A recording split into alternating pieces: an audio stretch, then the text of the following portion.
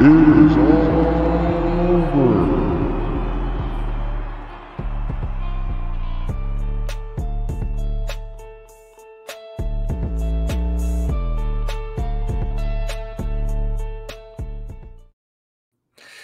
What's up, guys, and hello to all the people out there on Twitch tonight. Welcome to the first ever episode of the Insiders Podcast on a Thursday night on Twitch, on Periscope, on Facebook. Hello to everyone that is joining us from those places, and welcome to our show. Welcome to Friday the 13th Eve as well. My favorite day of any year is Friday the 13th, and that was, of course, it's Jason's birthday, and we will be talking about how we're going to be celebrating Jason's birthday right after I introduce my co-host, Jeff. What is going on, man? Oh, man. Honestly, this week, I've been, so tired and drained because it's been a busy week. But the fact that we have tomorrow to look forward to, and it's so close now. Yep. Oh man. Yeah, we have been. We've been talking shop for months, and it just seems like it was yesterday. But talking Shop-A-Mania 2 is tomorrow night at 9 o'clock. No, 10 o'clock. Sorry. Should I give a little sneak preview? Sure. Yep. Go. Okay. Oh, look at that. Look at that. Yeah. Look at that. Oh, man, I love it. There is the poster on the left. That is a Jeff creation with the faces coming out of the hockey mask. Absolutely love it. I cannot wait. I am so excited for this. This is going to be absolutely amazing. Jeff posted on Twitter earlier saying that we were going to do a watch along for it. He got a retweet from was that Anderson, Jeff, that did that, or was that Gallows? The machine gun. Carl Anderson. Yeah, he got a retweet out there, so that was awesome. We got noticed. It was cool. But yes, of course, tomorrow is going to be so much fun. For those of you who could join us, please do so. It is going to be an AO stream. It's an adult only stream. Content requires it, and it's kind of good to cut loose every now and then, so we can do that, and we can however we need to. So it will be an adult only stream tomorrow night at 10 o'clock. We'll be starting a little early, so 9:45. I know SmackDown goes to 10, so if you're going to wait until SmackDown finishes up, that's fine. Just make sure you don't miss it. If you're going to come and join us, it's going to be cool. All right. Let me welcome some people in before we get into things. Jennifer Carter, hello to you from Facebook land. Texas 208886 says he's first. Hello to you. Pine Valley says, hey, yo. Deuce Wayne 36, what up? DJ B Tazzy, the party. It's an insider's party, baby. Yes, it is. Big Boy Dally, hello to you, man. How are you? Who else am I missing here? We have DI9 Engine 9. Hello to you. It's weird because I don't know a lot of these people behind these names. Sunny Wolf, hello to you, Sunny. I know most of you are probably people we already know, but hey, whatever. It is what it is. All right, so unfortunately, nothing from Gary this week. Maybe he got messed up with the days. I don't know. Maybe he was just busy. That could have been. So we are going to take over the news ourselves. So basically, the way the show is going to go tonight is we are going to talk about some breaking news. We're going to do some things that are going on in the world of wrestling to start off the show, kind of like Gary would do. And then after that, we'll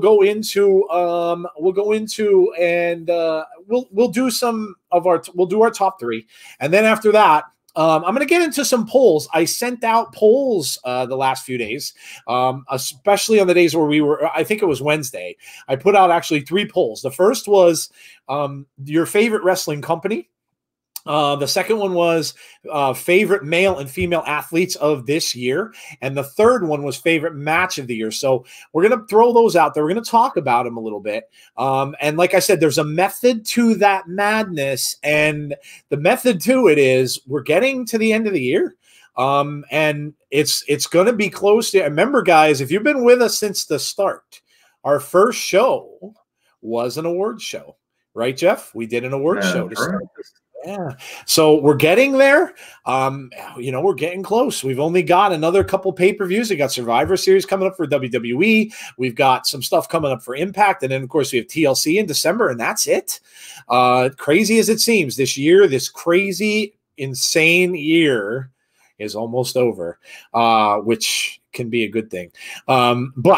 So we're kind of getting a little bit of an idea, a little bit of early ideas from you guys about what you thought was, what you guys think was the best so far, what you've seen, what you like. And some of the results were a little bit different than I maybe would have expected. So very cool. The other thing that's neat is that I've seen that a lot of you guys, and whether it's through us, we're very flattered if it is, but a lot of you guys seem to have branched out a little bit.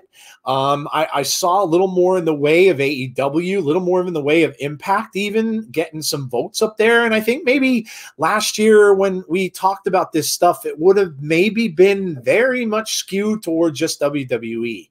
Because I remember last year, AEW had just started in September. Impact really wasn't what they are now. So, some people kind of branching out a little bit, which is cool. Very, very cool to see.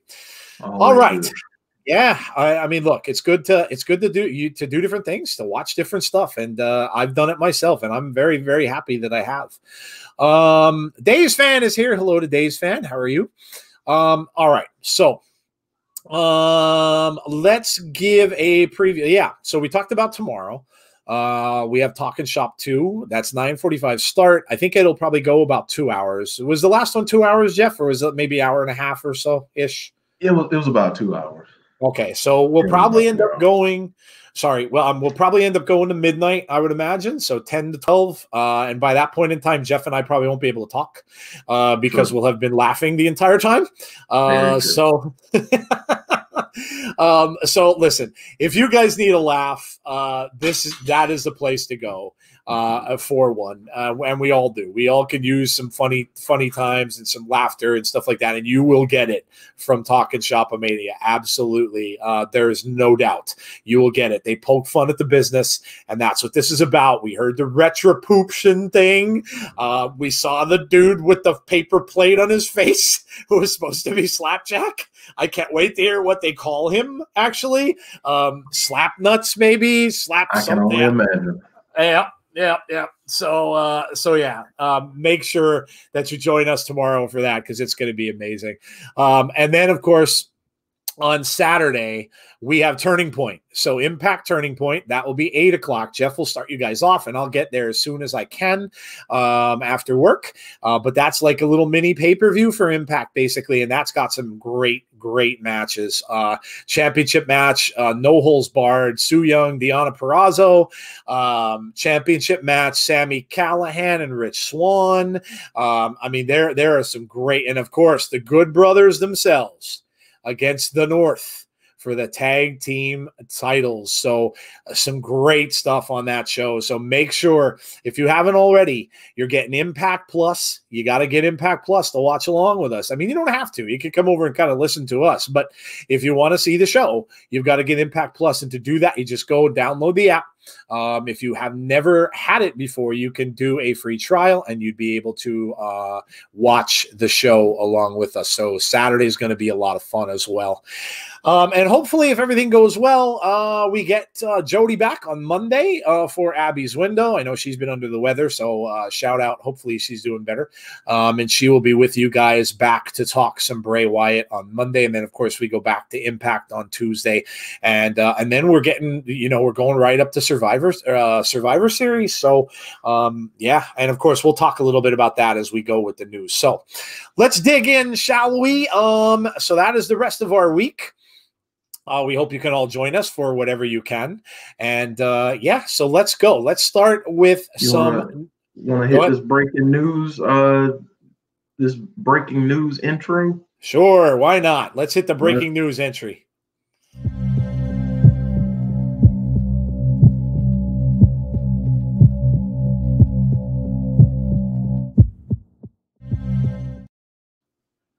Awesome. Breaking news. I've got some breaking news. Yes.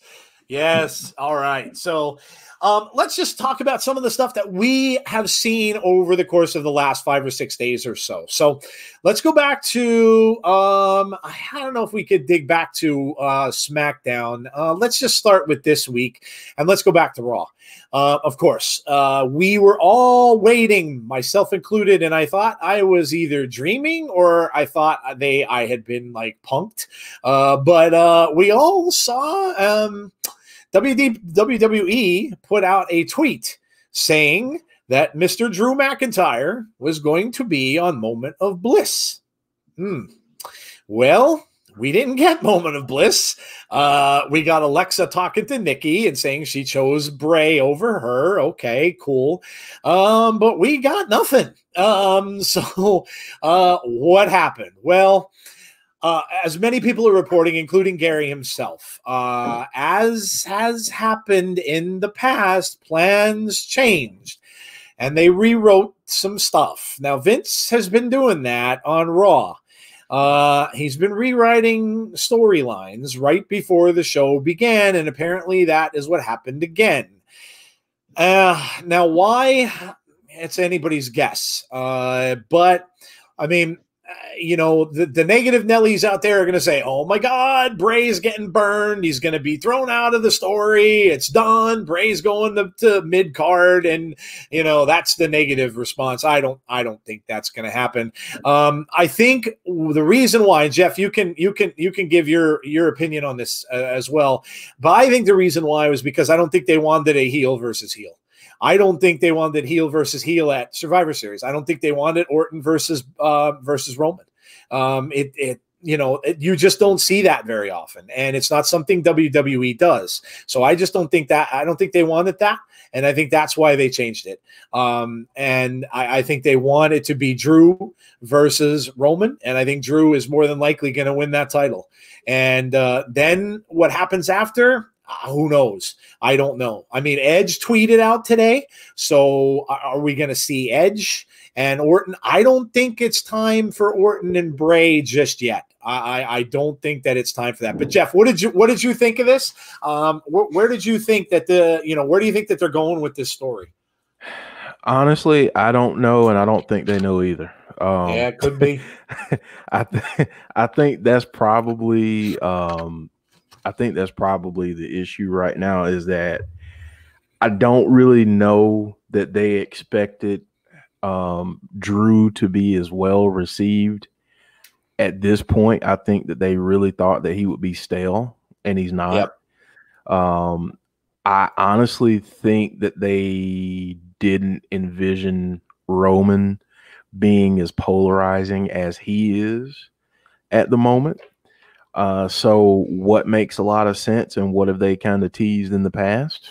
Drew and Roman. Yep. And then, you've got the Fiend mixed in there, and you've got Randy mixed in there. So I honestly don't think that they even know what they want to do at this point. Yep. I think we'll get champion versus champion at Survivor Series. I don't know if that's going to be Drew. I don't know if that's going to be Randy.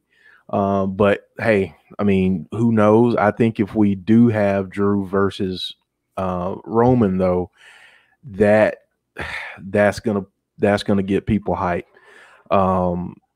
But I mean, I'd love to see Randy and Roman too. So I think with a pay-per-view like Survivor Series, it really doesn't matter if you have heel versus heel or face versus face.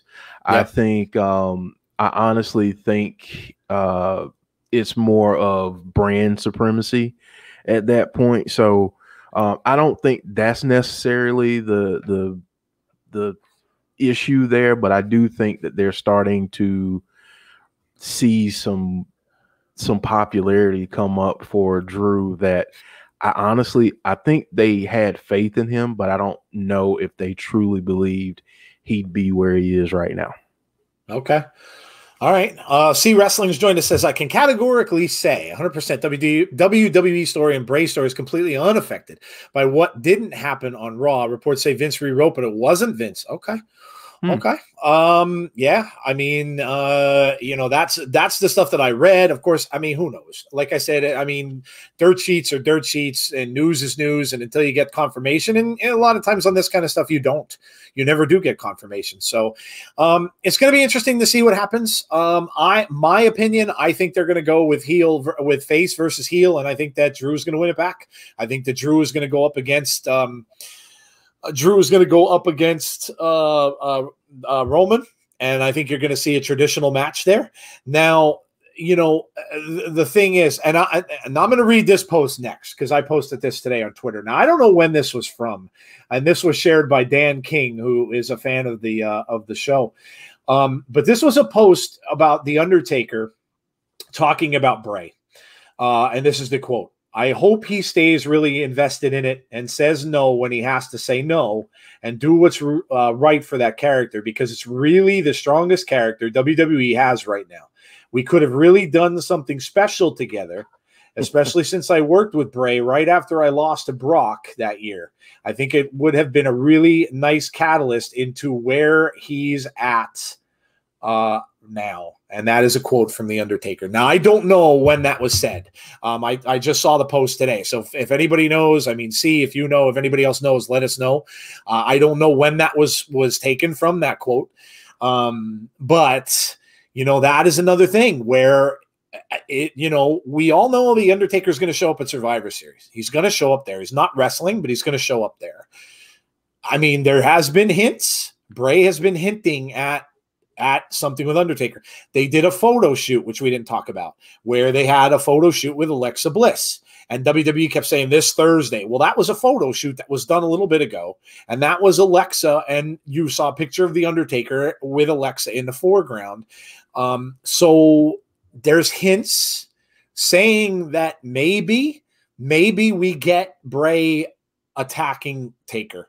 And if that's where they're going, I'm fine with it.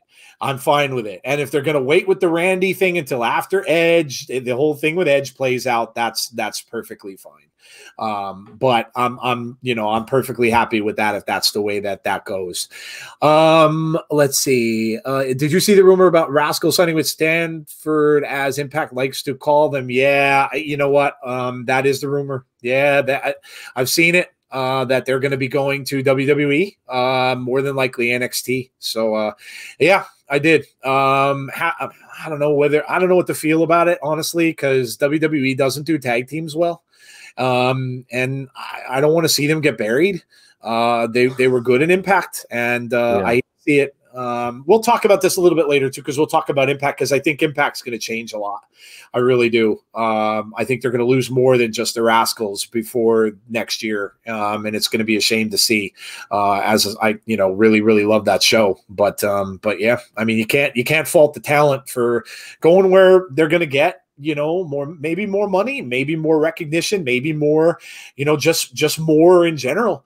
So you can't fault them for wanting to get better and better themselves. So obviously WWE is a bigger company than Impact. So, but yeah, Taker has been doing media interviews the last few days to hype Survivor Series. Yeah. I mean, look, if that's how it goes, cool. I am, because I mean, we've talked about him and Bray, goodness gracious, way back before WrestleMania, before Undertaker retired supposedly, and all of that stuff. We've been talking about that forever. So if that's where they're going, cool. I'm perfectly cool with that. And if that's where they're going with it. All right. So yeah, so that was a Raw. Yeah, I don't know. I saw some people in the comments saying Raw wasn't really, it kind of wasn't. It was a little, it was kind of a mess show to me. I didn't hate it, but I didn't love it. Like, it wasn't, and I don't know. I'm starting to wonder whether or not it's maybe just because when I don't see the Funhouse, on a show, and when I don't see Bray getting involved on a show, I don't know. I guess maybe I'm a little disappointed, and we didn't get either one. So yeah. And I think too, SmackDown has raised our expectations so high, as to what WWE can do, that when you get something that feels, and I don't want to slight Raw, but it feels a little bit inferior at the moment. I don't think anyone will argue that. Aside from, you know, Bray and Drew and Randy, you know, it feels like a letdown. You know, it feels kind of like, and I mean, C just said it. It's a typical Raw. November and December are usually meh for WWE, unfortunately. Yes, I mean, it's like, you know, it's like they're kind of mailing it in through the end of the year. And you know, we'll just kick this thing back off once we get to Rumble season. And you know, I mean, that's kind of the lane that WWE has been in over the last several years. But honestly, they've got, I don't want to say money wise, there's no one that's dollar for dollar a competitor for them per se. But I mean, product wise, they have competition. Yeah, so they do. That's not going to be acceptable going forward. Yep. No, I agree. That's true. They have to step up their game. I absolutely agree. Yeah, from both angles, really. And I mean, we talked a little bit about this on the Impact stream on Tuesday, but you know, and even with AEW and NXT, I think that just has to end. I think that has to end. I think that NXT should move. And as much as I hate to say it with Impact, NXT should move to Tuesday. Just quit it. You know, like you don't need to have a war anymore. Just, you know, NXT needs to move. Yeah, Tazzy says Raw needs to go back to 2 hours. That's a great point too. Yep. We talked to Conman the other day, and Conman said that. We asked him what he thinks, you know, wrestling should be going forward, and we'll have that interview out soon to you guys so you can hear it. But he mentioned that too. He said, "You look, they need to get off the 3 hour thing and just go back to a 2 hour show." And that's very true.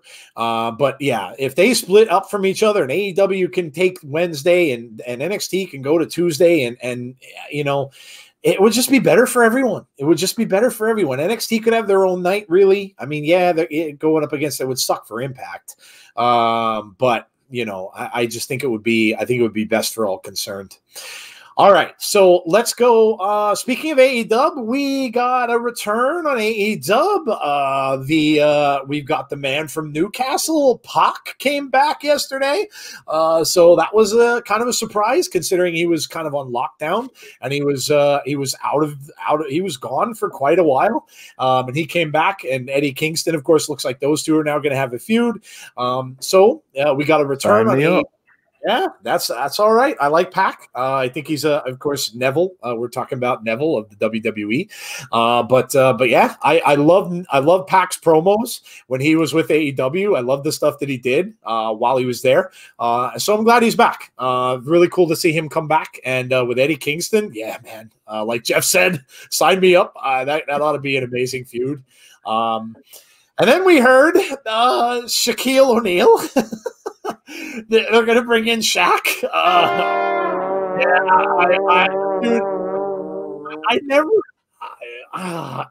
don't know why they go, and WWE does it too.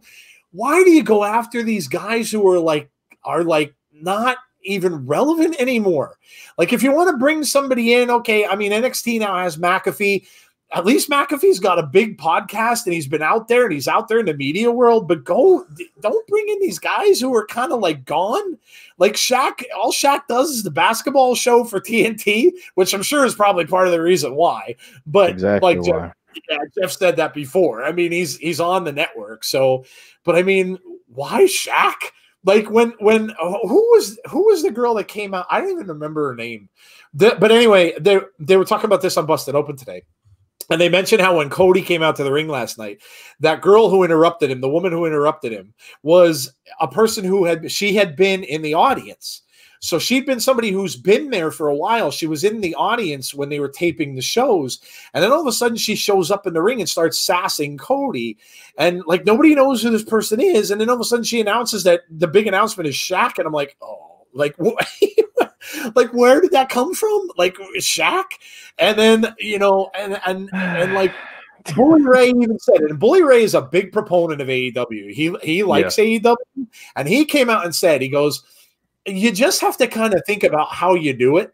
Like, if you bring this woman in, bring her in, like, have her maybe badmouth and Cody from the side, like where she was, like, you know, around the ring. Have her screaming and yelling at him from around the ring. And then you say Cody turns around, and instead of hopping up into the ring with them out of the blue, you have Cody turn around and say, hey, okay, you want to say something? Come on up. And he gives her the mic and he lets her talk. And then she starts from there. He said, just make it a little different. And it would have made a lot more sense to have her come up there with Cody in the ring instead of just coming up and interrupting him out of nowhere, which just seemed weird. Like it just like little tweaks here and there, that they could do things to make things better. Look, I'm thrilled with Kenny Omega. Looks like he's finally turning toward being the cleaner, and he's going to face Moxley. I'm good with that too. I want to see Kenny Omega as a heel, and if he's going to go full on heel and he's going to face Moxley, I'm guessing they're going to give him the title, because I don't know that they would do that for any reason other than to give him the title. So I'm okay with that as well. You know, to see Kenny Omega coming out and finally being the guy. I think he said in an interview last night, it's time for me to do this. Yeah, I mean, you know, come on, step out of the GM role and you know, let us see the Kenny Omega that, you know, Jeff has seen and you guys have seen. I have not, because give us the cleaner. Let him be that guy. I would love to see that guy. Yeah, he has the brooms and I know he teased it, which is great. Look, I want to see it. I want to see that Kenny Omega because I've heard amazing things about it. I have not watched him in New Japan, but I've heard amazing things, and I want to see it. So if that's who he's going to be, give me it. Give me that. I want to see it. I want to see it. What else? We heard some things about, we know Thunder Rosa showed back up on AEW during the pay-per-view. Nobody really knows. Like, there were rumors saying she was going to NXT, but then she showed up again on AEW. So nobody really knows what's going on with Thunder. She's kind of teasing things on her website, on her Twitter and on Facebook. She's kind of, you know, teasing a little bit, but nobody really knows what's going on with her. I'm just glad she's in the limelight. You know, let her get the spotlight, right, Jeff? That's right. That's right. She's a star. I mean, she really is a star. And, you know, whether she ends up in AEW full time or she goes to WWE, whether that's, you know, Raw or SmackDown or NXT, we need to see more of her. And she needs to be in a prominent role. And, you know, I'm not trying to be negative here, but my only thing is if she's going to AEW, I'm begging AEW, if you really truly want to change the landscape of professional wrestling, get some more female talent in there and get them ready to take some spotlight. Give them some more time, because that will truly begin to change the landscape. Because right now they're a good company, but that's a glaring weakness for me. So I need to see, if you're going to have someone like Thunder Rosa, you have Big Swole on your roster, you have Britt Baker. I need to see them every single week. Like, I don't need you to shuffle them out. I need to see them every week, because that's how you're going to build these names so they have a platform to rival that of Bayley and Sasha Banks and Becky Lynch. That it's never going to happen if they only get certain segments here and there. Yeah, that's true. That's true. And that's been a sticking point for a while, and you just don't see it changing. You know, they're not, you know, they have one women's match usually, and a lot of it is on AEW Dark. So, yeah. DI9 Engine 9 says, I heard rumors that Mox is supposed to lose the title before the end of the year and go back to WWE because he has an opt-out. I mean, it could be a rumor. I don't see it happening. I think Moxley's pretty happy where he is. Yeah, I don't see that happening, but who knows? I mean, anything could happen. It's wrestling. Money talks too. It does. Yes, it does. Yes, it does. So yeah, I mean, to me, they were the bigger stories. And then, of course, I'm trying to think about what we got on Impact. Impact was kind of not, it was kind of a little bit of a meh kind of an episode as well. Jeff and I even said that it was a good show. It just wasn't one of their best shows that we've seen. And a go home show kind of sometimes can be like that. But yeah, it was mostly, of course, building towards Turning Point on Saturday. And the biggest news that came from that, we already talked about the Rascals being said that they were kicked out of the Treehouse. And it looks as if they are going to be done on Impact. Where they're going, the rumors are, like you guys had said, that they are going to WWE, and if that's the case, they're going to go to NXT. I hope that's going to work out for them. I just hope they don't end up, coming in there as a tag team, and we know WWE just doesn't have good tag team divisions. There's just not a lot of they don't put a lot of emphasis on it. And if those two guys are coming in there, I just hope 2 years from now they don't end up on 205 Live. Because I don't think, Jeff, and correct me if I'm wrong, but I don't think they're going to let them do their gimmick. I really don't. That's exactly what I was about to say. They're not going to be able to be in the Treehouse in NXT. Like, I mean, they're talented. Don't get me wrong. They're great in the ring, but another reason why they are so great and fan favorites is because of their gimmick. And I'm sorry, but Triple H and Vince McMahon, as long as they are over that company and running, NXT, they're not going to be able to do the whole 420 gimmick. I mean, it's just not going to happen. Nope. So, I'm a little bit sad with that, because I feel like is it a better opportunity to be seen? Definitely, because you're not on Access, you're on USA.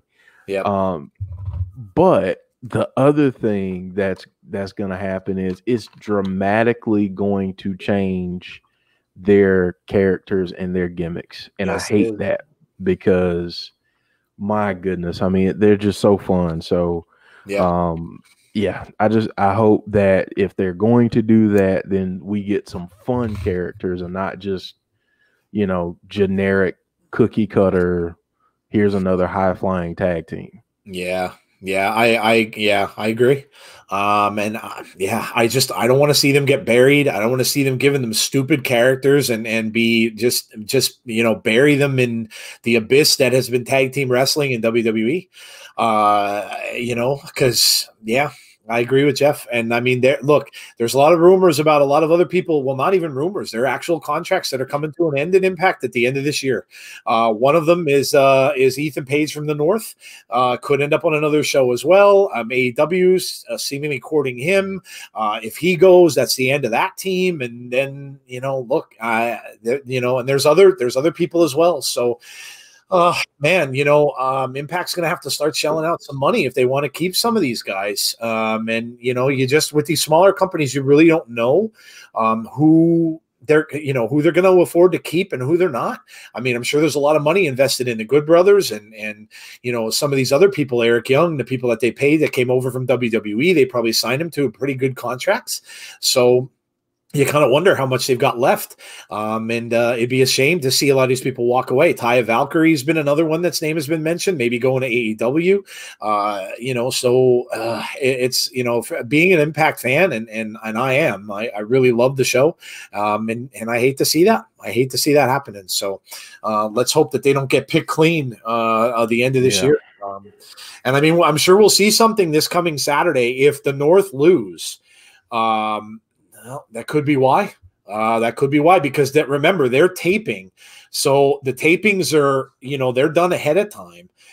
So if he's gone, then they're certainly going to take the belts off of them before he would end up leaving. So yeah, it's yeah, it's sad. Listen, it's the world that we love here. It's wrestling, and that happens. All right, so there you go. That is the news. That is the big headlines that we have had throughout the course of the last 5 or 6 days or so. And hopefully we'll get Gary back with us next week. Like I said, it was a day change, so I'm not going to fault him. He's, probably used to giving us stuff on Wednesdays. I did let him know, but who knows? He may be really busy. So hopefully we'll have Gary back next week for the news stuff. So, all right. Let's go next to we'll go to our top 3. And then after that, I'm going to go to those polls that I got from you guys. And we'll talk about the poll results. First time in a while, we've done some polls. So yeah, we'll get to the results of the polls. Big Boy says, when Gargano lost his belt to Leon Ruff, my jaw dropped in shock. Yeah, that was surprising. Yeah. Yeah, I forgot to mention NXT. NXT had some cool things happen. I know that, of course, McAfee showed up again on there. I know that they revealed the Scream character. Who? I was trying to look this up before we started the show, and I thought I found it. Who was Ghostface? I know it was a woman. I don't remember. Let me know who was Ghostface, because I know she revealed herself on the show last night, and was it Isla? Was it Isla something? Illa, like ILLA? I don't remember. Tell me who it was, because I didn't get to watch NXT. So people saying NXT was so good. But yeah, let us know who that was. Indy Hartwell. Yes, Indy Hartwell. Okay, thank you. BGNAES. Thank you. Big Boy. Yeah, Indy Hartwell. So there you go. Yeah, that was revealed last night on the show. So yeah. So some good stuff going on in NXT. I think that C said you guys did news much better. FYI, much better being live, more in depth than. Oh, cool. Thank you, dude. Appreciate that. Thank you. But yeah, so NXT did some good things last night. I did not have the time to watch the show. I'm gonna have to go back and do that because I did see that it got some good remarks from that, and of course Gargano losing that title was a big shocker. Absolutely big shocker. Okay, so favorite moments of the week. Jeff, let's start out at your number 3. All right. So I'm actually not going to stray too far from NXT. Okay. I am going to stay right there, and I'm actually going to shout out Leon Ruff. Nice. For a lot of people, they may not know who he is. They may have seen him on Raw or a couple other places during the pandemic, and just getting absolutely destroyed. This guy is a very, very talented wrestler. Good bit of time on the indies, well deserving of the spotlight that he is getting. And I mean, yes, I'm shocked that he won the belt last night, but this is a guy that people need to put some respect on his name.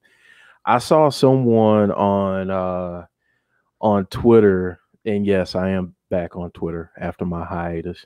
But I saw back. I'm back. Yeah, don't know how long, but I'm back.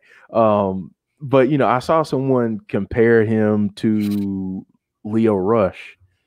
Let's not do that. Okay. Let's not do that. Leon Ruff is his own man.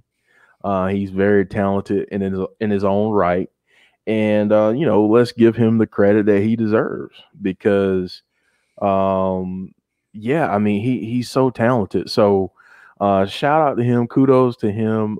Kudos to the folks at NXT for actually doing that. Now, I mean, he may lose the belt next week, but the fact that he got it and from Gargano, I mean, shout out to him because that's really good to see someone who's put in their time, paid their dues, and now he's a champion. There you go. There you go. Yeah, absolutely, man. Yeah, good for him. And you know what? Maybe NXT is kind of maybe they're gonna take that title and they're going to kind of make it a title where they're going to just build some people with it a little bit, which I kind of think Cody was doing in AEW with his as well, bringing in the indie wrestlers and stuff like that he wrestled and things. So maybe they're going to do that a little bit with NXT, and yeah, that's okay. I mean, look, without Finn Balor now, with his injury, without Cross with his injury, they're very decimated there. They've had a lot of tough injuries down there. So you got to kind of do that. You got to start to get your talent, bring the guys who maybe aren't in the limelight or aren't in the spotlight, but maybe you want to take a chance on them. Now is kind of the time to do that, because you're getting like C mentioned earlier, Jeff mentioned it too, you're getting to the end of the year. So now is the time to start cultivating that young talent, bringing them up to the forefront a little bit. And you know what? Kind of say, hey, let's see what these guys can do. Let's see what these guys can do. And that's cool. If that's what they're going to do with that belt, then that's awesome. And one other thing I'll say about this too, the group of talent that they have right now in the Performance Center, which Leon Ruff is a part of. Yep. These are all people who have had tremendous experience on the indies. So where you take, 6 months or longer to kind of ease these people into it, you don't have to with this crop of talent. So, you may start seeing a lot more of these folks. I mean, we've already gotten a couple already, but you may start seeing a few more names that you're not as familiar with, that can really show some talent. So yeah, no, it's true. All right, so my number 3, and Jeff's mentioned her before, but I'm gonna go with Lana. Look, C mentioned Miro's podcast. I listened to part of his podcast too, and he was talking about his wife. Now, I don't know if he was like, he could have been pissed just as much as he could have been proud. So it's really hard to tell when you're listening to someone like that. But, he did kind of maybe come off as sounding maybe a little bit facetious about it, but he was saying that she's the type of person who's always been the one who wanted to be a trendsetter, wanted to be a record breaker, let's say. And apparently, I guess there is somewhere out there in wrestling land a record that has been written for going through tables. And apparently Lana has now, of course, broke this record for going through tables on consecutive shows. I had no idea they kept the record that way. But I don't know. And I mean, according to Miro, he kept saying how proud he is of his wife and that she always wanted to be but again, it could have been just him being facetious and upset about it. It's so hard to tell. But look, she has to be part of this storyline. Yes, I know people are saying, oh, Vince is just making her do this because of her husband. I don't think so. Maybe I don't know. I mean, Vince is horrible sometimes. I can agree with that, but I don't know. We'll have to see where it goes. But look, I mean, obviously doing what she's doing, she's pretty much a trooper. She's going out there. She's getting the spotlight a little bit. And hey, I don't know. Maybe this is their way of making her into a face, making people like her, punishing her week after week by having her take those table shots. I mean, it kind of is working because people last week, I heard them, they're booing the hell out of Nia Jax when she does it. And now people are kind of starting to maybe feel a little sympathetic for her. And maybe this was an effort done because of that god awful wedding storyline that she was in.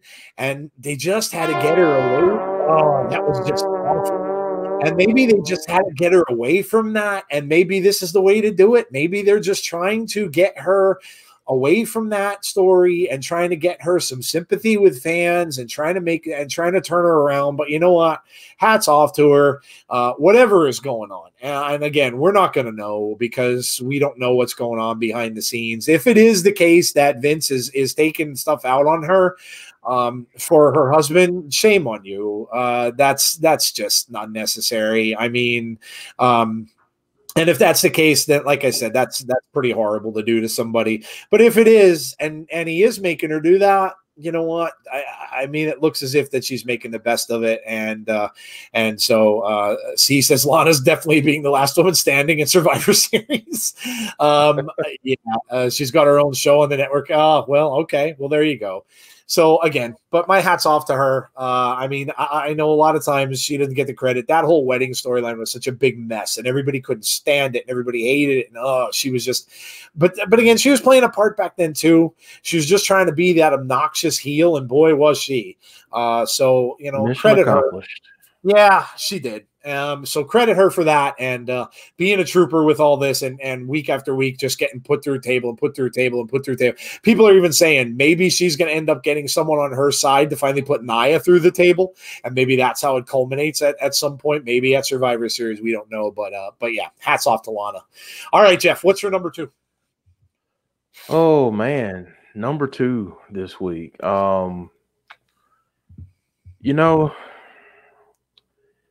Typically, when you call someone a bastard, it's not really a good thing. I know where you're going with this already.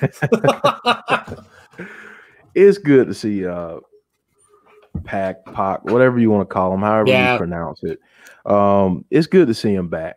It is. And he's super talented, and he adds something else, another layer.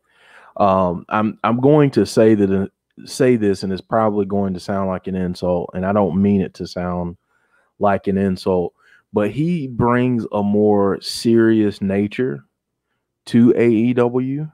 Yep. Where I feel like sometimes they're kind of lacking that.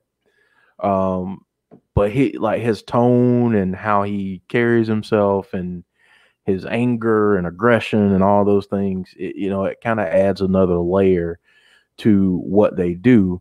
And if you put him across the ring from Eddie Kingston, like, oh yeah, I mean, just give me that already. I mean, I don't need any build.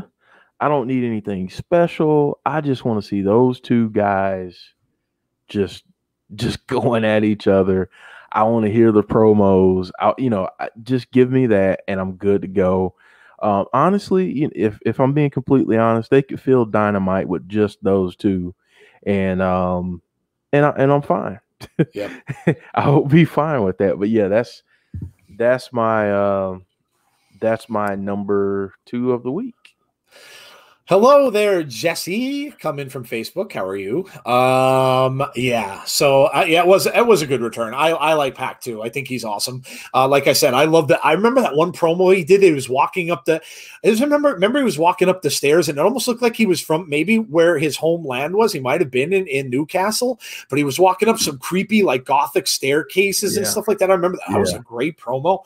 I like him, and him and Eddie Kingston are going to be fantastic. So that's going to be an awesome thing to look forward to. Really, really cool to see him back. So for me, there was a return for me too, and this was amazing. I am a proud one of the 42 people that this man follows on Twitter. The question mark came back. He's been gone since August. There was no sign of him. He was gone. And the question mark returned. And it was so funny because I was talking about him, and then like boom, like out of the air, here he comes, and his Twitter's all full of these cryptic question mark things and everything. I'm like, oh my God, he even has a new his Twitter header is just his eyes looking through the mask. I'm like, oh, this is great. The question mark's back. I don't know if he won his match. I didn't hear. I don't watch that whatever that is with NWA matches in there. I don't know if he won. I think he was wrestling for the tag titles. I don't know if they won. So if you guys watched it and they won, let me know. But the question mark is karate. Yes, the question mark is back. One of the reasons why I watched NWA. One of the reasons why I watched NWA. This could be one of the silliest gimmicks, but it so reminds me of my childhood. Because did they win? Sean Rousset says they won. They won the titles. That's amazing. But look, this brings me back to my childhood, because back in the day, you had guys like the Masked Superstar. You had guys that they dressed in these masks, and this just brought me right back to my childhood. I love this character. I think it's one of the silliest, but I just love the gimmick, the whole thing from Monrovia, and he made up his whole origin story, and he does these little snippets where he's in a video store in Monrovia. I love it. I just absolutely love it. I think it's great, and I think it's great that he came back. You're seeing a lot of these people from NWA going to other places, and good for them. Ricky Starks is doing well in AEW, so good for him. Of course, Thunder Rosa. So I hope a lot of the other athletes that are there. We saw James Storm, of course, return to Impact. So a lot of the guys from there are kind of going. And look, if we don't know the future of them, we really don't. And until they can maybe get back to that studio where they had their success on YouTube and stuff, we don't know where it's going to go. But I hope that these guys are faring well. I hope they're getting the accolades, and I'm a question mark, Mark. So there you go. There's my two. Jeff, what's your number one? Man, so I really had to think about the number one, because honestly, from a wrestling standpoint, week hasn't been the highest point. We've had a few dull areas this week in wrestling, but for me, I know we've talked about how they may be losing talent, and I know I talk about them all the time, but I do want to give a shout out to Impact. And the reason I'm giving a shout out to Impact, and this is actually a segue into something we're going to talk about later, but I like the fact that they allow their talent to do things outside of Impact. And AEW does the same thing. And kudos to both of them for doing that, because it's special for wrestlers to be able to have matches against other wrestlers that we don't think would ever happen. And we get to see some of these things happen on the independents and in New Japan and some other places. And, you've got someone like Chris Bay who's going to be in this tournament for New Japan. That's awesome, because it gives him exposure. It gives New Japan exposure here in the States, but it also gives Impact more exposure. So, it's a really good thing to see talent from different companies going different places, because I truly think that that's how it should be. I mean, it takes us back to the territory days. So yeah, I agree with you. It's always great to see people crossing over, going other places. Of course, now we're seeing EC3 over in Ring of Honor, doing some things over there and kind of going back and forth. Of course, the Good Brothers, part of their contract was that they have the rights to go to New Japan and things like that. Look, a lot of that is kind of building towards what a lot of us as wrestling fans want to see. We clamor for seeing like these fantasy bookings, and that it's never going to happen with big companies. It's just not. I mean, it's like you're saying we would have loved to have seen, back in the day, Goldberg in WCW against, Stone Cold, or against, The Rock, but of course it's never going to happen. Because of money and because of many, many other things. But the smaller companies can kind of get away with it. And it's nice to see them working together, because you do kind of sometimes get these little fantasy things. And even the indies too, when some of them are bringing these guys in that, are from outside of, really work in the indies most of their careers. And then they come in and they get to wrestle a match or something on TV. And, it's a big thing for them too. So yeah, no, I agree, Jeff. And again, Impact, and, Jeff and we sound like broken records, but to me, they are to me right now, and I can honestly say this, they are to me my number one show. They are my number one show. I love what they're doing there, and I love the show. And no, it's not just because I like Rosemary, but I mean, I really do. I'm really glad I watched it. And I'm really glad I got into it because I'm really enjoying it. I really, really am. Hayden Garrett says, first time I use Twitch. Unfortunately, I'm not very good. Yes, that's all right, dude. It's all good. It's all good. It's different. I know. Yeah, it's all good, dude. Glad you joined us. All right. So my number one, and I'm just invested in this story, and this is why it's my number one. And even though it wasn't what I wanted to get, we got the thing with Alexa and Nikki, which was really cool. I was waiting on bated breath for the supposed moment of bliss, which we did not get, which kind of pissed me off. But what are you gonna do? But we did get this little snippet where Alexa was sitting in the hallway, and Nikki comes up to her, and Nikki starts talking to her about, well, what's going on, and she's asking her things, and Nikki and Alexa's just kind of picking flowers, throwing the leaf away like he loves me. He loves me not. He loves me. He loves me not. And they got into a conversation. And of course, Nikki said, well, you're going to have to choose. And Alexa says, okay, I choose him. So that was cool. It was a really, really cool segment. I'm invested in this story. I just am. No matter which way they go, and if they are going to have it be where Alexa's going to go after Nikki eventually, because what's going to happen. That's what's coming down the road. The two friends broke apart. Nikki feels bad because she feels that Alexa was turned into what she is because of her walking out of the ring that time. So, of course, she feels bad about it. But Alexa obviously doesn't care. She found something better and doesn't care about Nikki Cross anymore. So that's where they're probably going to go with this. How soon it's going to happen, I don't know. But yeah, I love the storyline. I think Alexa's killing it in this creepy-ish. And I just look, she could change on a dime.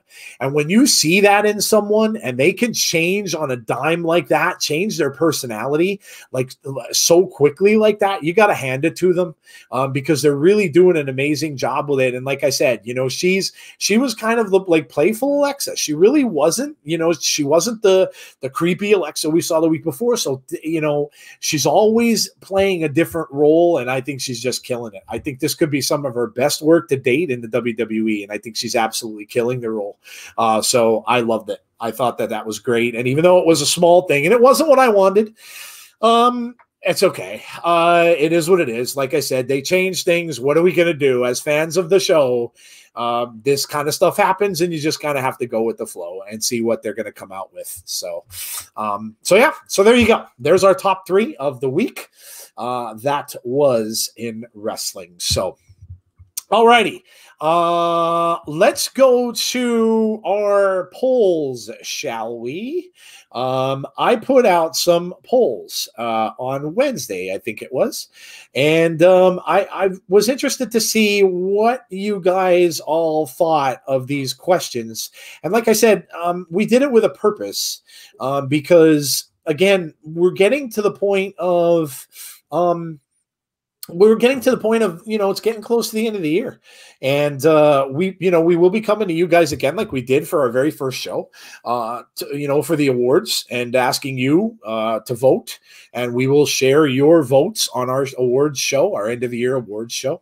And we'll see. Maybe we'll do some different things. Maybe we'll do some other stuff. We'll see. But we always have some surprises for you guys. So yeah. So let's get to the polls. First off, let's start off with, and I asked you guys favorite current promotion. And please let us know why they bring a smile to your face. So there you can see the results. At WWE NXT, 66%. AEW got 21%. Impact got 11%, and other got 2%. So we didn't really get too many comments on this, but of course, it overwhelming in favor of WWE and NXT. But the cool thing about this is, and like I said, excuse me because my allergies are acting up, but I think last year, if we would have come out this time and have done that, I think it would have been even higher. I think WWE might have been 80% or more. So the fact that we got 21% saying AEW, the fact that we got 11% saying Impact, when I think maybe last year Impact would have been probably close to none. It might have been down in that 2% area of other. So, I think it's cool. I really think that that's cool. I think that some of you are watching some different stuff. You're branching out a little bit. You're looking at some different programs that maybe you wouldn't have looked at this time last year. And I think that's cool. And hey, the bottom line is we're all wrestling fans, Jeff. We're all wrestling fans, man. So it's interesting, like I said, and I think that's what I learned from that. I think it's interesting that people are enjoying our Impact stream. I'm really grateful for that. And I'm enjoying it. I know, like I just said, that is now my number one show. I love Impact. I really do. I think they're killing it. And I know there's a lot of you that really are enjoying AEW. A lot of my friends love AEW. And that's awesome. People who maybe have gotten away from wrestling because they were maybe not happy with things, not happy with the fact that things that Vince was doing and things. Hey, look, I've done it. Maybe I think maybe we've all done it to a certain degree. I know a lot of people who I met, Jeff included. I know some of you other guys that I met through this. A lot of us had gone away from wrestling because of things that had happened. I left because because Bray left. And that pissed me off. And I'm like, you know what? I'm done. And I took like a 5-6 month hiatus. So yeah, I just think it's cool that now there are choices. There are other things you can watch on other nights. And I think it's cool. So yeah. So that was a cool way to start. And then let's go to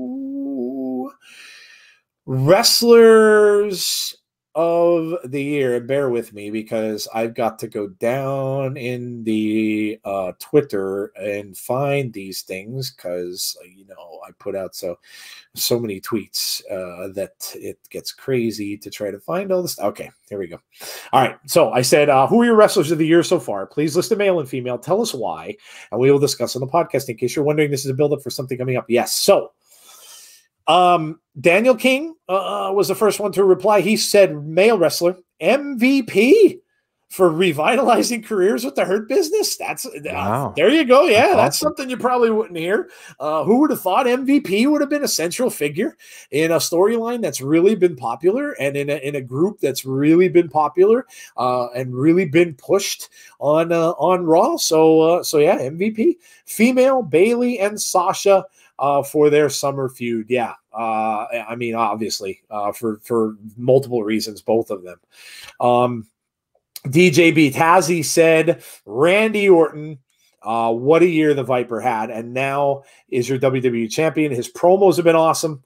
He's worth the money that WWE has given him. Yeah, Randy's killed it. No question. I can't argue with you there. Probably one of the best, if not the best heels, and he is at the top of his game in this late stage of his career, and that's, hats off to him. Absolutely hats off to Randy Orton.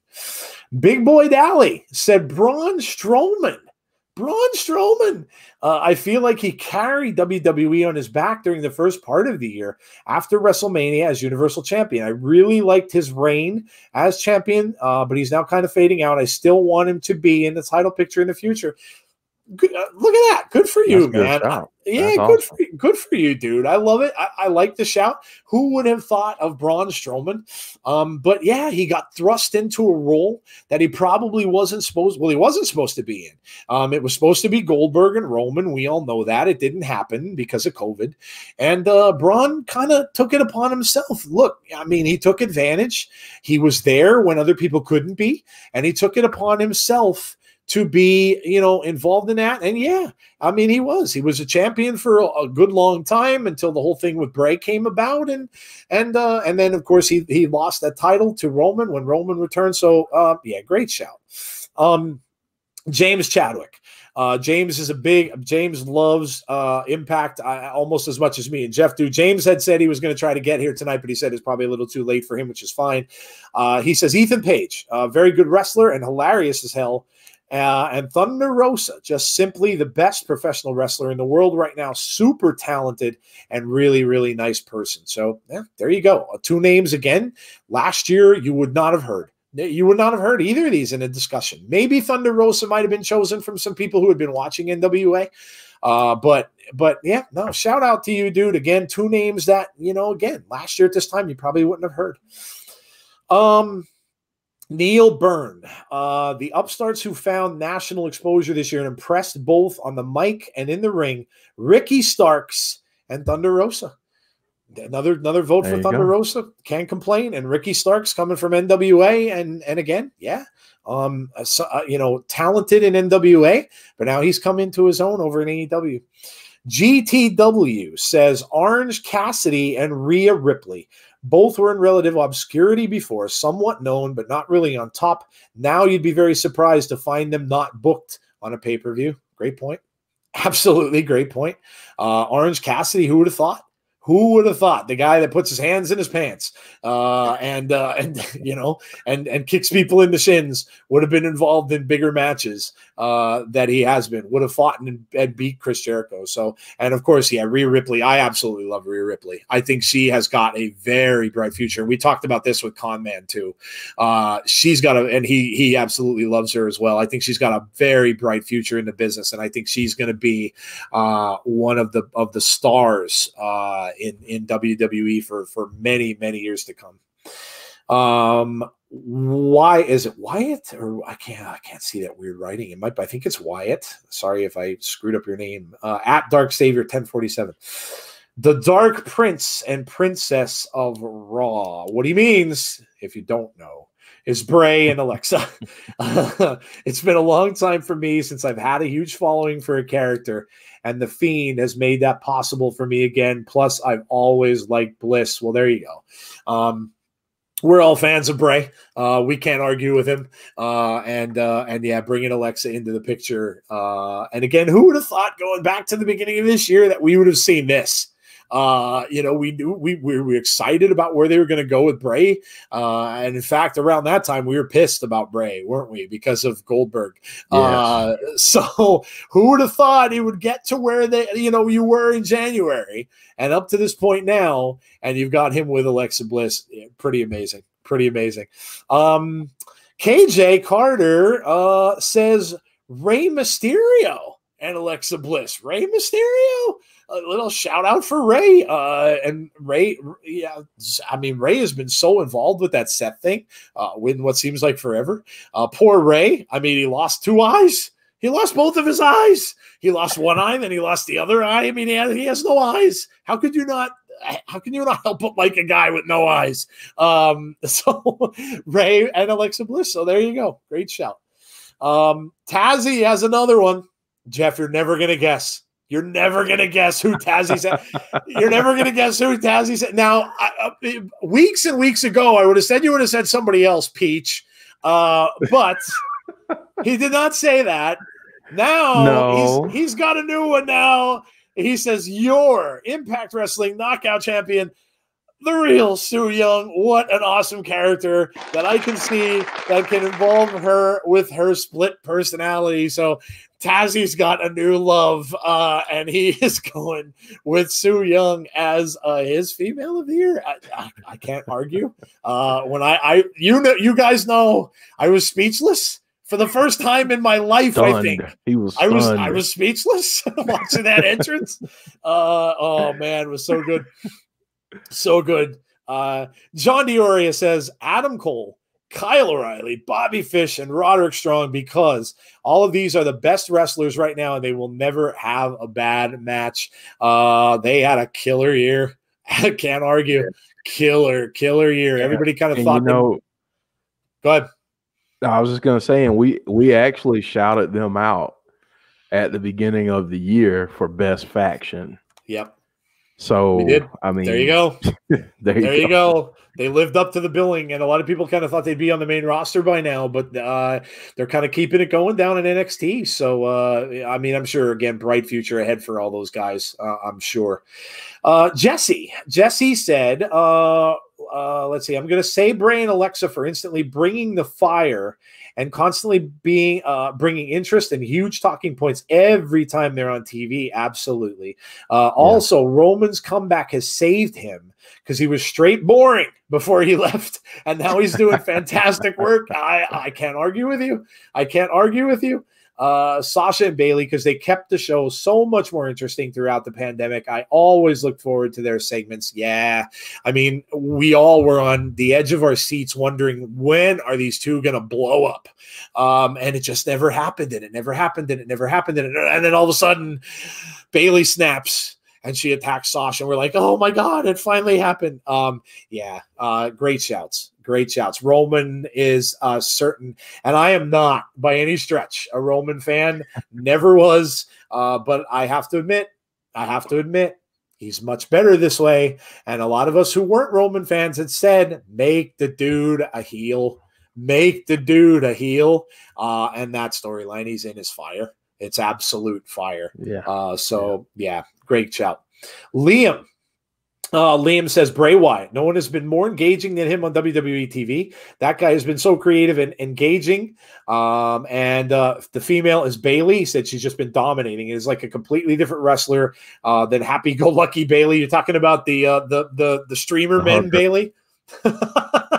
The streamer men Bayley. Yeah. Again, I'm not a Bayley fan either, but like Jeff likes to point out, she's doing her job. She's annoying the hell out of me, and that's what she's supposed to do. So, yeah, Bayley's had an amazing year. You can't argue. Monica King says, Bray, he's been the most creative in and out of the ring this year compared to any superstar on that roster. Can be serious, funny, and scary in any character he portrays. And then Thunder Rosa. Another vote for Thunder Rosa. She's just the best. Put so much time in the ring. She would be at the top of any division. Every match on AEW she's had has been some of the greatest matches I've seen in AEW women's history, and that's saying something. I can't argue. And she's been great. Thunder Rosa is awesome, and like Jeff said, she's a star. And I wish the world for her. I really would love to see her just vault right up to the top of wherever she goes. And very happy for the years she's had. And the last one we got was Chanel Morgan. Shout out to you. She says Bray Wyatt and Anna Jay. Anna Jay. There's a different name too. There you go. Anna Jay. So yeah, man. Look. I like doing this because it kind of puts a little gauge on where we are. We're in November. It's almost the end of the year, and I like this because what I'm seeing, and you guys can guess it. What we're seeing is we're seeing different stuff. We're seeing different choices. Now, Bray was a popular choice last year.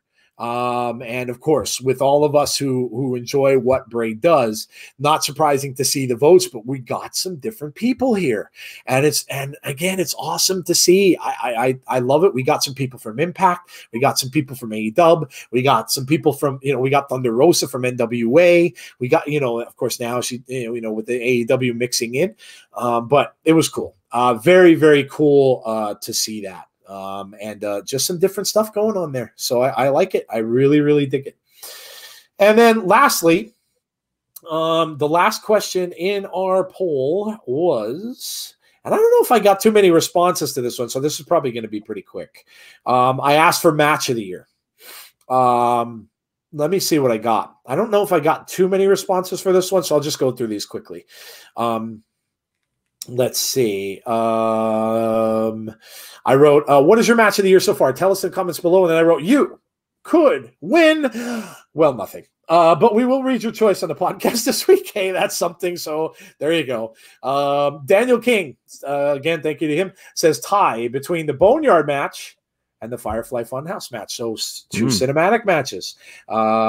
Great shout. The Boneyard match was absolutely amazing. Jaw-dropping match. I missed one of yours, Jessi. Did I really?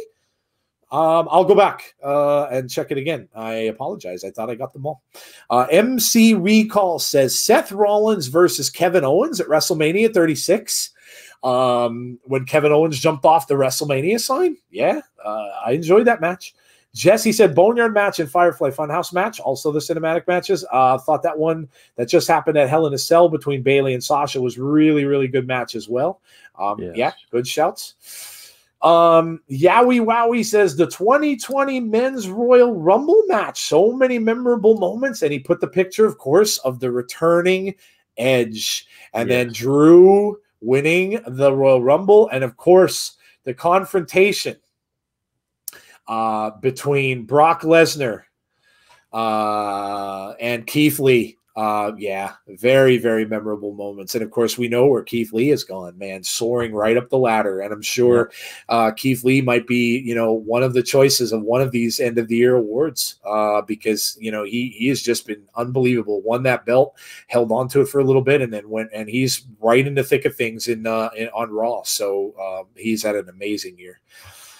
David Real Life says Thunder Rosa versus Allison Kay, the NWA Championship match at Hard Times. Rosa became the first Mexican-born champion. That was an amazing match. Amazing match. Great shout. Great shout. John Dioria says Kyle O'Reilly versus Finn Balor, or Daniel versus AJ Styles. Daniel versus AJ was a great match. Yeah, on SmackDown. Yeah, that freaking free match, and it was match of the year quality. Yeah, it absolutely was. Monica says NXT UK Walter versus Dragunov. I have not seen it, but I've heard a lot about this match. It was amazing. Yep, it was amazing. I have not seen it, but I heard a ton about it, and I'm not going to doubt you one bit because I've heard that it's going to make a lot of people's list for match of the year. So I voted too. I said, I'm going with both matches between the North and the Motor City Machine Guns. Yes, sir. I've said this so many times. You want to watch tag team clinics? You want to watch tag team clinics? Go and watch these matches. They are fantastic tag team matches, and they put on a clinic both times they wrestle one another.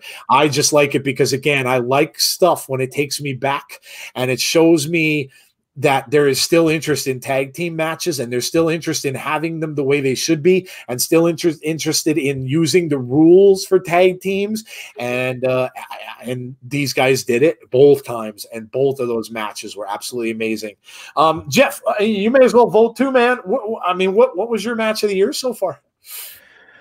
I don't think it's any surprise that I'm going to stick in Impact. And this is tough because, honestly, I could throw in Sasha and Bayley at Hell in a Cell.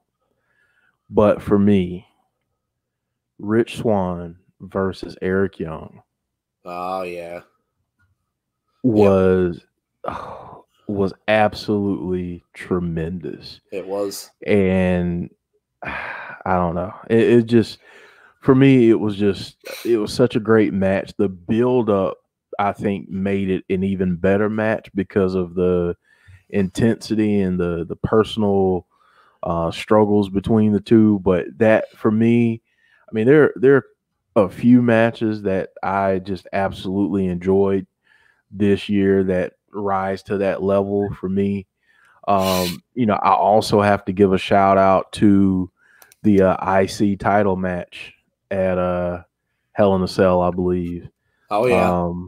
No, that was or was that Clash of Champions? I think it was Clash of Champions. Yes, I think you're right. Yeah, that IC title match to kick off the show. I mean, we saw stuff. We've seen a ton of ladder matches as wrestling fans, but to see stuff that you've never seen before in a ladder match, I mean, kudos to Jeff Hardy, AJ Styles, and Sami Zayn. That was an amazing match as well. But for me, Rich Swann and Eric Young kind of edge out those two. Yeah, that's a great shout. Jessie's comment I missed earlier, and I did miss this. She wrote for Wrestler of the Year, Seth Rollins. Really think he's played one of the best heels this year with that gimmick of his that I still thoroughly hate. I mean, Seth's had an amazing year, no doubt. And it really, isn't it funny how when somebody gets that, when they get that change, they get that character change, how much of a difference it can make. Absolutely. And they put him in that position, and he has absolutely killed it. One of the biggest heels of the year. No doubt. Big Boy Dally says one of my favorite moments of the year was the debut of Wobbly Walrus. Yeah, we'll see if we ever see him again. It'll be interesting to see if he comes back sometime down the road. So yeah, so cool. There you go, guys. We did some polls. Thank you for all your responses. Always love to do that. Like I said, it was cool to see because it kind of led me to believe when we get to that point where we're going to do our end of the year awards show, kind of what kind of responses that we're going to get. And I think it's going to be all over the place. I think a lot of you are going to really vote with different things. And I think we only got a little bit of a sample of what that is going to be like down the road. So yeah. Jessi, I know you're in the chat. So Jessi, if you would like to throw us out some Jessi jokes here, and we can get into, I had a very late submission into the what you would improve question. Oh, did I have a what you would improve question? Did I? Yeah, we were going to talk about that on for the hot topic. Oh, okay. All right. Okay. So Jessi has a little bit of time to come up. So yeah, Jessi, you could take some time. Okay. Yeah. So yeah, why not? Hey, we started early. We could go a little bit later. All right. So what? So yeah, I did. Okay, I remember now. I'm old. I forget things very, very quickly.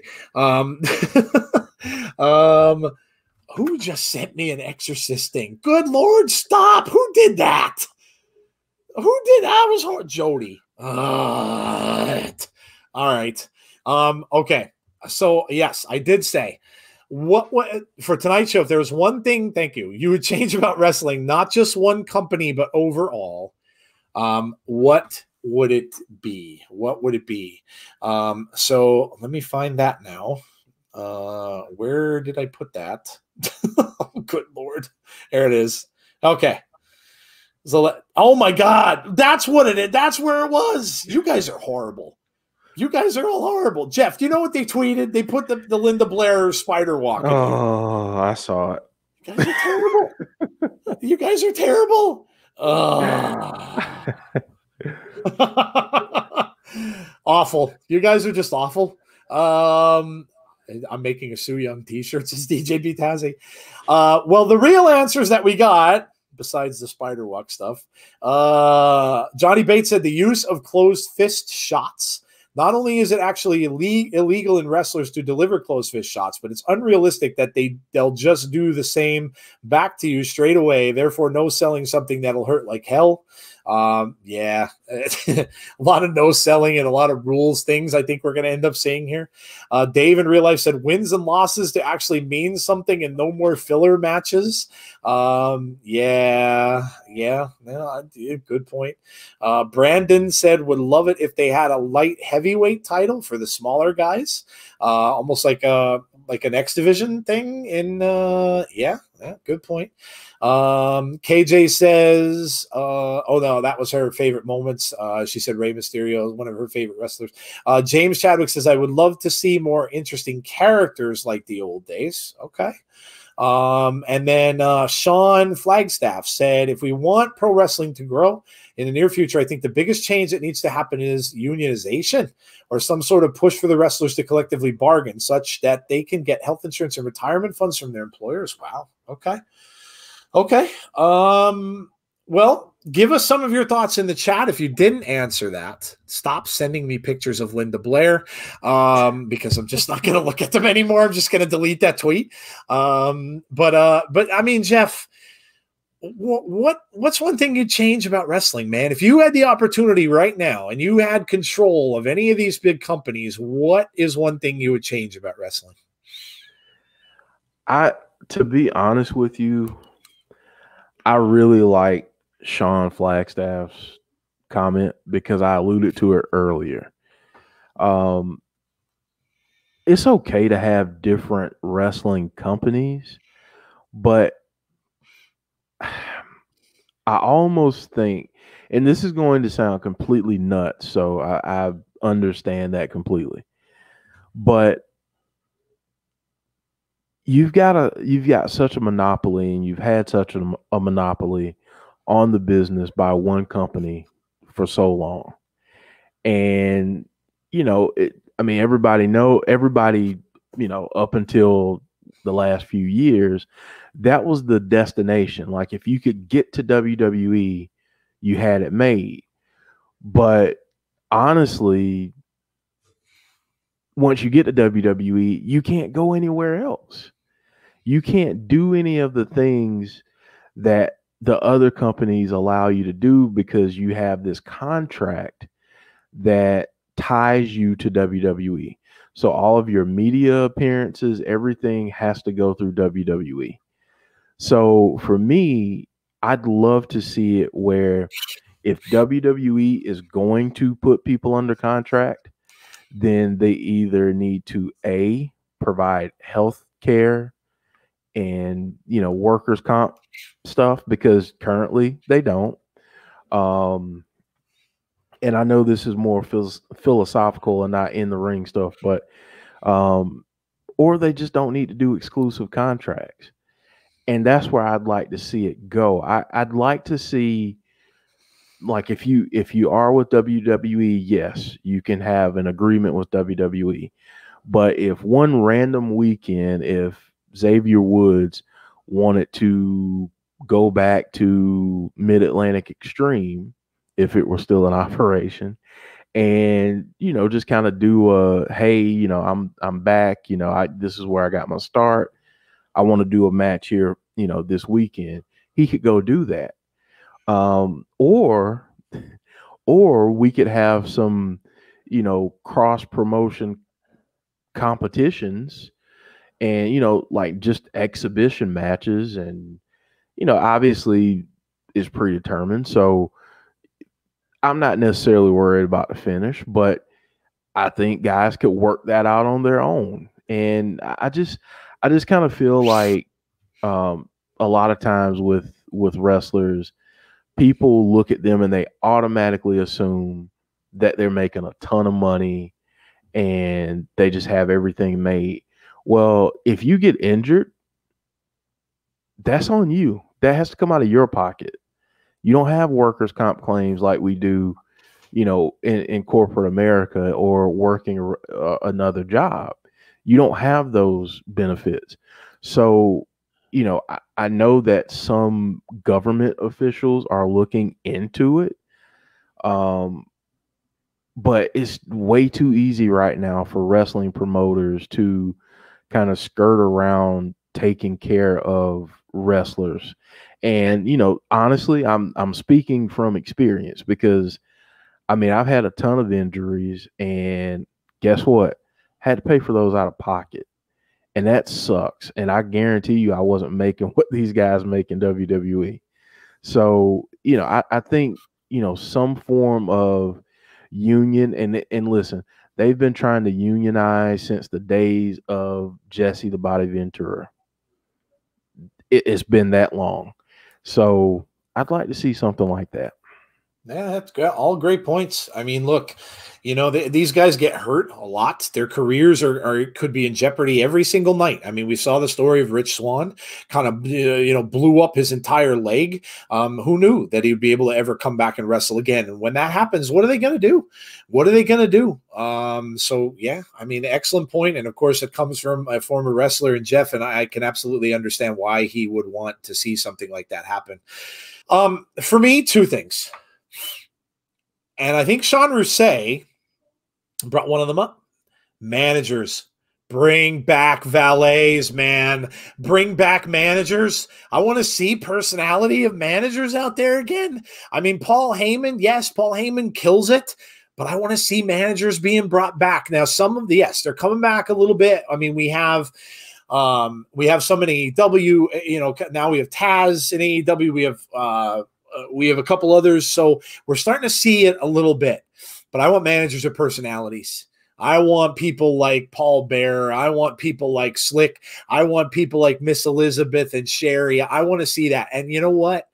If you got extra women talent, extra female talent that maybe you just don't have the time for on your show, make them a manager. Have them doing something. Have them out there. Have them out there every single week coming down to the ring and doing something. Bring back. Look, you have a lot of wrestlers that may be amazing wrestlers, but they have none personality. And they just aren't good on the mic. That's just the way it is. Sometimes some of these guys are very, very good, but they just suck when it comes to the mic work. And you can really do them justice by bringing somebody down to the ring with them. So yes, Sean Rousset, great call. And I agree with that 100%. Lastly, for me, I want everybody who is a fan of wrestling to get along. And I can blame this many things. Many things. I could blame this on dirt sheets. I could blame this on wrestling journalists.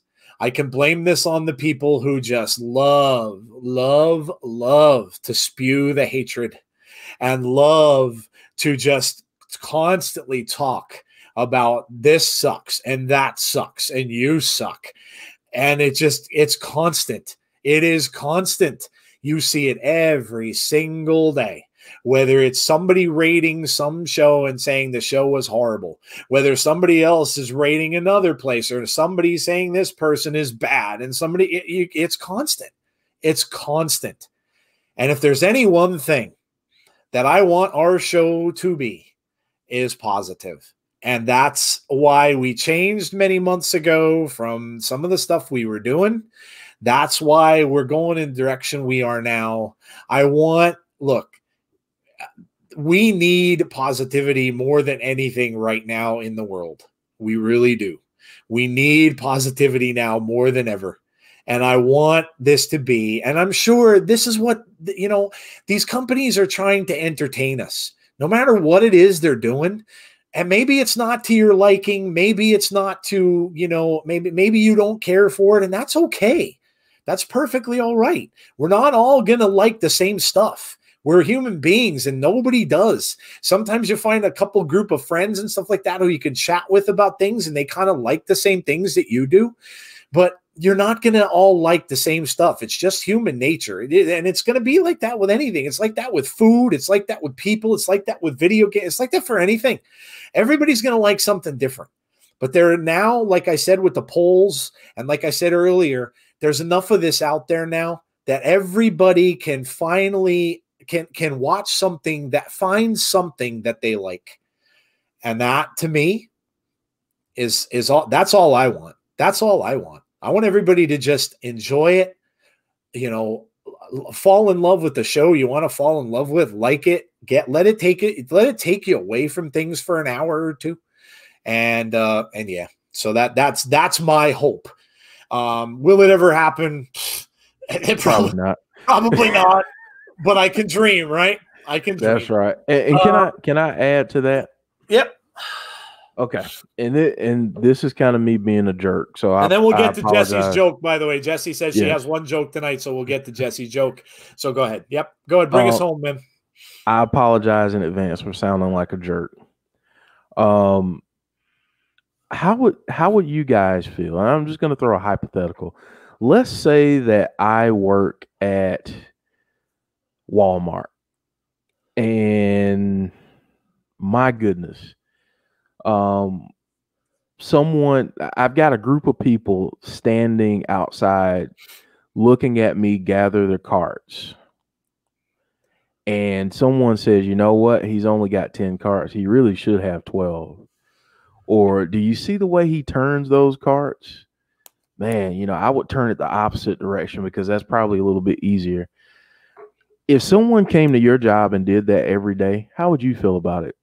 If someone tweeted about it, like, you know what, that Jeff guy, he really sucks at getting a lot of carts. He's always slow. He doesn't get them on time. All these negative comments about you. Okay. Let's think about that when other people are doing their jobs. It's really easy to sit back and question what a wrestler does or a storyline. And guess what? We all have opinions. That's fine. We can voice our opinions. But when you're critical of a person doing their job, that is a human being. That is a person just like you and I. And last thing I'll say, if you've never taken a bump, I'd be real cautious at what you tweet at wrestlers or say to wrestlers on social media, because wrestlers put their bodies on the line every single time they go out there. All it takes is one false move and your career and possibly your life could be in jeopardy. So it is really important to think that when we're watching these people, there may be some things that we don't like. And you know what? There's a ton of options out there nowadays. Turn to a different option out there. But wrestlers are human beings, and all too often we see wrestlers in their careers sooner rather than later, because the critiques from people who've never done what they've done are all they hear. They don't hear about the positives. It's all about, well, you botched this, you botched that. How many times have we been at work and we botched something that we were supposed to do at work? Thank God that people don't tweet about us or say things about us on social media of things that we botch at work. So that's my little soapbox. I'm off of it now. Jessi, bring us home with a nice joke. I often wonder sometimes, Jeff, honestly, like whether people are just masochistic, because why do you, I used to get into arguments, believe it or not. I'm sure you all believe it because you all know me by now, but I used to get in arguments with people about Star Wars stuff. People would bitch and moan about the Star Wars movies like all the time. And there's me who has been a fan of it since I was 7 years old. And I'm watching the last trilogy. So I'm watching like the last 3 movies, and people are just constantly, they're on Twitter and they're bashing that this sucks, this is horrible, and I'm like, I turn around and I say to them, why do you watch it? Like, why do you watch? Are you that masochistic that you just love pissing yourself off? Like, I just don't get it. Like, if you hate something so much, don't watch it. I would never subject myself to what's something like a reality TV show like the Housewives of New Jersey. I would never sit there and watch that stuff. I would never watch it. I hate it. I would never sit there and watch it, let alone then go on Twitter and say, this stuff is horrible. Well, duh, because you don't like it. Like, I don't get that. Like, shut it off. You've got a gazillion other things you could probably watch or do with your time. Why do you watch it and then go and criticize it? Because obviously you don't like it to begin with. So yeah, I just don't get it. I just don't get it. I'd really hate for someone to hate something that I do and support me by watching it. Yeah, you know? Like why? I know, like why? Like why would you do that? Why? Yeah. Like I don't know. I'll never understand it. Yeah. Jessi saying before she gives us the joke and sends us home here, I would change the IWC because they're always tripping, complaining about everything like they're somehow experts when they're just regular fans like the rest of us. Yeah, it's like I said. I mean, look, I hate to say this, guys, and it's ironic I just said the word hate, but hate sells. Hate sells. Negativity and hate sell. And you're always going to have that. You're always going to have people who they may not feel this way, and they probably don't, but hate sells. So if they hate on something and they bitch and moan about something to people, they're going to rile them up, and it sells. And if you're in the business of journalism and that is your thing, and you're out there to try to get hits, clicks, views, sell papers, sell blogs, whatever else it is, to get people listening to shows, whatever, hate sells. Positivity does not. Hate does. And that's the real shame of it all, I think. So, yeah. But, yep.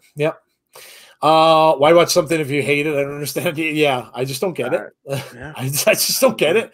I just don't get it. I mean, let strap yourself to a chair and just watch something that you absolutely can't stand for 24 hours straight. Well, exactly. Do you think you're going to be pissed?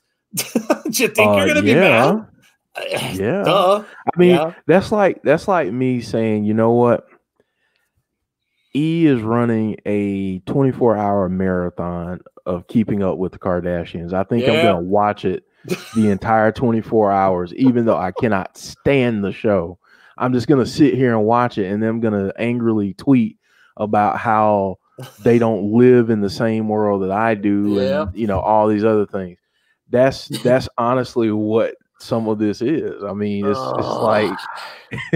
like, you know, I'm gonna watch a product that I absolutely hate. I'm gonna keep watching it though, because I'm just gonna talk crap about it online so other people can like it and argue about it in my replies, and we can start a whole thread, and maybe a wrestling site will pick up my thread and make me Twitter famous for like 3 days or something like that. So, While we're waiting for Jessi, I'm going to put my fist down and I'm going to tell you something I really hate. You know what I hate? I hate people who go out and buy stuff and sell it on freaking eBay. That's what I hate. Dude, I am so mad today because the PlayStation 5 came out today. And of course, I mean, I wasn't going to get one anyway because I just don't have the money for it right now because it's like, it's very expensive. But I looked on eBay purposely today to see, because I know where I was working at Best Buy, and they opened early today to have the PlayStation 5s for people. And the only people who got them were people who pre-ordered them, which whatever, that's fine. But I can bet half or more of the people that did were people who ended up turning around and selling them on freaking eBay. You want to really piss me off and you want me to hate you? Tell me that you do stuff like that, because I literally will block you instantaneously on Twitter. Those people are like pawn scum to me. Like the people who go out and buy something that you know people want. You know people desperately want some like this product, and you turn around and you will never use this thing, but you're just going to go buy it and try to make triple the profit. There are PlayStation 5s on eBay right now selling for $1,700 freaking dollars. And somebody's going to buy it. And they will. People will pay this money. And I can't stand that companies do this. Can't stand it. Like, why does Sony do this? All they have to do is make more. Make a big bunch more so that anybody that wants them can get them, and you would stop that. You'd never have people doing it. They're not making any money on that. They're making the initial $500 that they're getting for the system, and that's it. And these people are gouging people, selling them for 3 times the price because they know mom and dad are going to want to buy their kid the system, and that's the only way they're going to get it. Oh, that just pisses me off. There's my hate moment. That segment of That Really Grinds My Gears brought to you by Calynn Corner.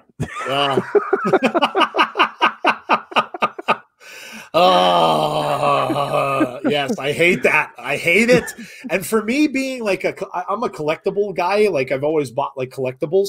It happens all the time with that now too. Like you try to go into a store and get a collectible, like an action figure or something, they're never there. And you know why? Because these people will go on and they'll talk to people in Walmart that they know that work in the warehouse, and they'll tell them when they're getting them, and they wait in freaking line outside of Walmart, go in, race to the back, buy the damn figure, and you never see it because they throw it on eBay for $30 more than it was sold in the store. So there you go. That's what I hate. Yeah. Oh, we have another sponsor that sponsored that segment as well. Voorhees Funeral Home. We stab them and we'll grab them. Yes. Speaking of Voorhees, it's an hour and 15 minutes away from Jason's birthday. I don't have to be in work till 4 o'clock tomorrow, so I can stay up tonight and watch my Friday the 13th box set, which I've had now for almost a month, and I haven't watched it yet. So yeah, I know what I'm doing tonight. It is Jason's birthday. Yes, the PS5 is too expensive. It's too expensive for me too, dude. I hear you. Here we go. Jessi's counting down. 3. I had my weekly rant. That's good shit. I got to give you some Vince before the 2-1. 2. 2, 1. Sonny says 1. Dave's fan says 1, but Jessi hasn't said 1 yet. Has not. There it is. Jessi's confirmed. There's the 1. 1. We're at 1. We're at 1.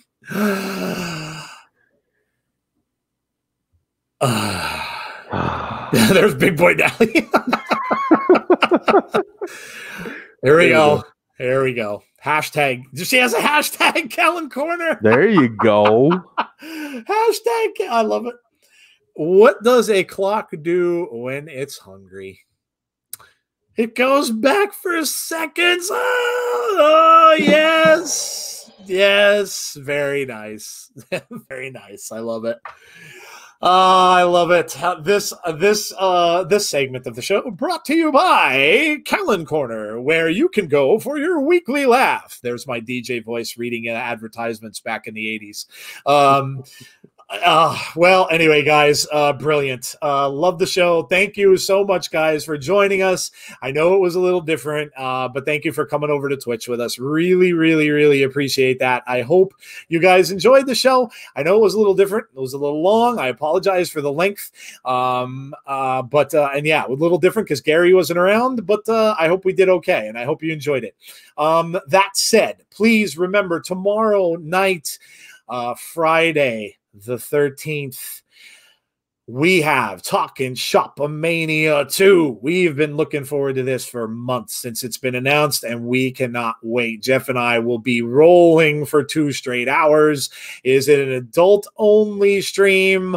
So remember that, guys. I apologize ahead of time, and however you choose to join us, I don't want to know, but you will want to be there for this one. It's going to be amazing. It's going to be a laugh riot, and I cannot wait for tomorrow night, 9:45. Join us. We will start a little bit. I know SmackDown is there, so I get it. If you join us, after 10, that's fine, but don't miss it. It's going to be absolutely awesome. And then make sure you join us on Saturday, 8:00 p.m.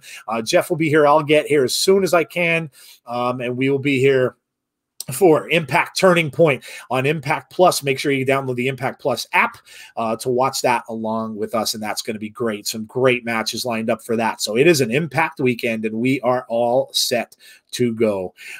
So there you go, guys. Thank you again for coming out. Thank you again for joining us tonight. Really, really appreciate the support, and appreciate you taking part in the polls, and get ready for more of that, because I'll probably put some more of them out too, and maybe we'll do that on the show on a regular basis, because it's always fun doing polls and seeing what you guys think. So yes, thank you guys for joining us. Really, really enjoyed the show tonight. Had a blast. And so from my co-host Jeff and myself, have a great rest of your evening. Enjoy SmackDown tomorrow when you're watching that, and hopefully we will see you tomorrow night, Friday the 13th. You can come and join us. I will be wearing a hockey mask. You won't see it, but I will be wearing a hockey mask. So come on out tomorrow night. Join us for Talkin' Shop 2. Hope to see you then. Guys, take care. Stay safe, and we will talk to you all soon. Good night, everybody.